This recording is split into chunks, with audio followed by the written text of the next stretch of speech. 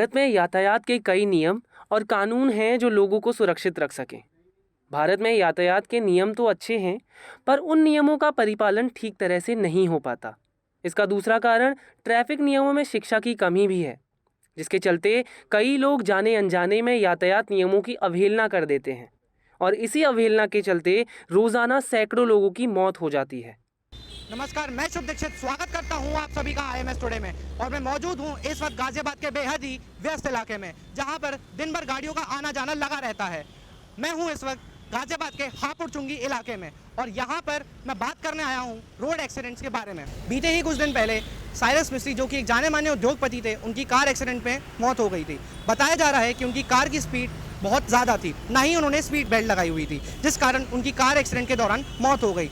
तो मेरा ये सवाल है कि सरकार और पुलिस प्रशासन क्या कर रही है, वो क्या रोड सेफ्टी पे ध्यान देती है? गाजियाबाद में भी कुछ ऐसा ही हाल है। हमने कुछ लोगों से बात कर यहाँ के हालातों और सड़क नियमों का पालन करने की ज़रूरतों पर बात की। तो आइए जानते हैं इस बारे में लोगों के क्या विचार हैं। नमस्कार। नमस्कार। आपका नाम? विनोद कुमार।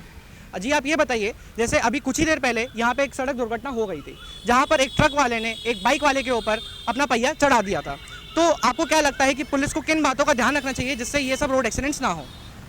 पुलिस को क्या, पब्लिक को जो है नियमों को फॉलो करना चाहिए, नियम से चलना चाहिए और गाड़ी की स्पीड ठीक होनी चाहिए। और ये ट्रक वाले तो वैसे भी जो है स्पीड बहुत ज़्यादा अपना रखते हैं और हो सकता है ड्रिंक भी करके चलते हों। ऐसा नहीं है, पुलिस प्रशासन ध्यान नहीं देता, पुलिस वाले अपनी ड्यूटी पूरी करते हैं। मैं अभी थोड़ी देर पहले यहीं देख रहा था कि वो बड़े अपने तरीके से जो है अपनी ड्यूटी पूरी कर रहे थे। और पुलिस ठीक है, प्रशासन भी ठीक है। अब ध्यान तो जो है इनको देना है, जैसे ट्रक वाले हैं स्पीड उनकी ठीक नहीं होती है, स्पीड पे कंट्रोल होना चाहिए। तो इस तरह से जो है इनको थोड़ा ध्यान रखना चाहिए। जी, बहुत बहुत धन्यवाद। तो अब आइए जानते हैं हम एक ARTO इन्फोर्समेंट से कि उनका रोड सेफ्टी के बारे में क्या कहना है। नमस्कार सर। नमस्कार। सर, तो अगर कोई भी सड़क दुर्घटना हो जाती है तो आप उसको बाद में कैसे संभालते हैं?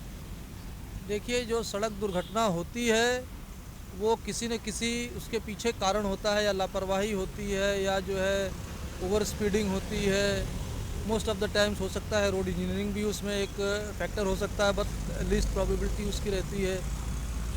बट जब रोड एक्सीडेंट हो जाता है और उसके बाद कोई उसमें कैजुअलिटी होती है तो पुलिस डिपार्टमेंट उसमें आता है। उसका जो है जो ऑन द रोड जो भी उस समय की जो परिस्थितियाँ होती है, पहले तो आप उसको वहाँ से हटाते हैं और अगर कोई इस तरह का घायल व्यक्ति है तो उसको तुरंत जो है कोशिश की जाती है कि उसको तत्काल हॉस्पिटलाइज किया जाए। सर, जैसे अगर कोई नियम तोड़ के चला जाता है तो आप उसको कैसे आइडेंटिफाई करते हैं और आप उसको कैसे पहचानते हैं, कैसे पकड़ते हैं जिससे उस पर वो कार्रवाई हो सके और वो आगे से उन नियमों का पालन करे?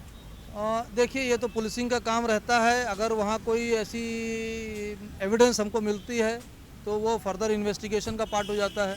वो इन्वेस्टिगेशन के पार्ट में आता है तो उसके साथ फिर वो जो कानूनी प्रक्रिया होती है वो अपनाई जाती है। बहुत बहुत धन्यवाद सर। तो अभी आपने जाना कि एक रोड ट्रांसपोर्ट ARTO ऑफिसर का इस बारे में क्या कहना था और वो सारी चीज़ों को कैसे संभालते हैं जिससे कि रोड सेफ्टी को ध्यान में रखा जा सके। नेशनल क्राइम रिकॉर्ड ब्यूरो यानी NCRB के अनुसार सड़क दुर्घटनाओं में तमिलनाडु, मध्य प्रदेश और उत्तर प्रदेश शीर्ष 3 पर है। भारत में हर वर्ष औसतन 4.5 लाख एक्सीडेंट्स होते हैं, जिनमें कई लोगों की मौत और कई लोग गंभीर रूप से घायल हो जाते हैं। रिपोर्ट्स के अनुसार 2021 में सड़क दुर्घटना से मरने वालों की संख्या 17% से बढ़ गई और 1,55,000 हो गई। कोरोना महामारी के दौर में भी NCRB के मुताबिक 1,33,000 लोगों को सड़क हादसों के कारण अपनी जान से हाथ धोना पड़ा था, जिसमें उत्तर प्रदेश में 24,000 लोगों ने अपनी जान विभिन्न दुर्घटनाओं में गंवाई। बातें तो बहुत होती हैं, पर योजनाएं ज़मीनी स्तर तक नहीं पहुंच पाती, जिसके कारण कई लोग, कई परिवारों को सफ़र करना पड़ता है। कैमरामैन अभिनव अग्निहोत्री के साथ मैं शुभ दीक्षित, IMS टुडे।